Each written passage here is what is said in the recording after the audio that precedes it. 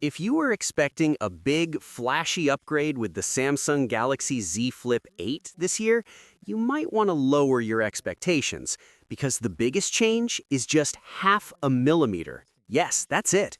And surprisingly, that might not be a bad thing. Before we jump in, make sure to subscribe to the channel and hit that like button. It really helps me keep bringing you more tech breakdowns like this one. Here's what's going on. Leaked renders of the Galaxy Z Flip 8 suggest that Samsung is playing it very safe this year. At first glance, and even second glance, it looks almost identical to last year's Flip 7. Same clamshell design, same dual camera layout on the outside, same overall feel. If you put both phones side by side, you'd probably struggle to tell which one is newer. And that raises an important question. Why would Samsung do this? Well, it seems like the company is shifting its focus. This year, the spotlight is likely on other foldables like the Galaxy Z Fold 8 and a new Galaxy Z Wide Fold. That means the Flip 8 isn't trying to steal the show, it's more of a refinement than a reinvention. But here's why that actually matters. Not every smartphone needs a dramatic redesign every single year. In fact, when a design already works well, sticking with it can be the smarter move. The Galaxy Z Flip 7 was already considered one of the best clamshell foldables out there, so instead of fixing something that isn't broken, Samsung seems to be polishing it. Now let's talk about what's actually changing. Physically, the only noticeable difference is that the Flip 8 is slightly slimmer when folded, by about half a millimeter.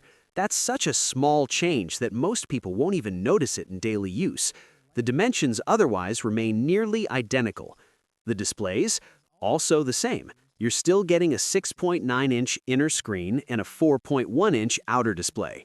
No increase in size, no dramatic redesign, just the same setup that users are already familiar with.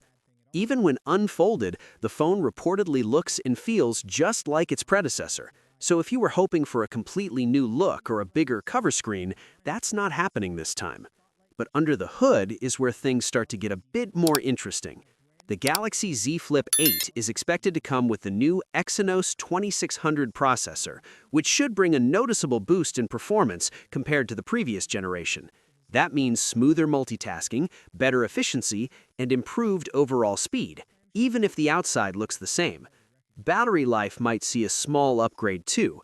Reports suggest Samsung could include a slightly larger battery than the 4300 mAh unit in the Flip 7.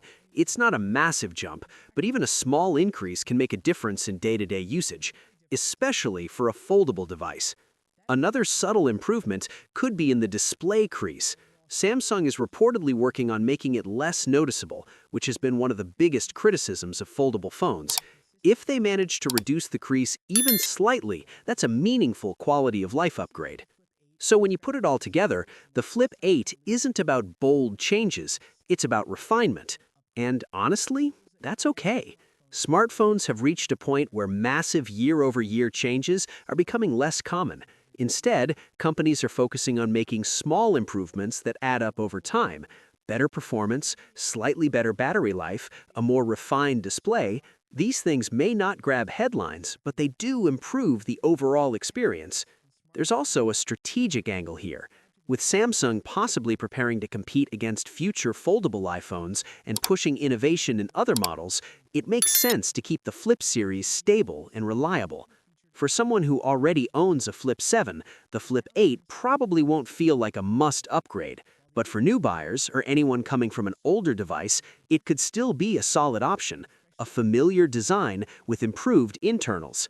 So, while the Galaxy Z Flip 8 might not be exciting at first glance, it represents something important: maturity in the foldable market. It's no longer just about experimenting, it's about refining what already works.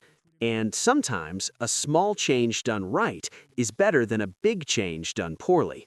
What's your thoughts on this? Let me know in the comments section. See you in the next video. Take care.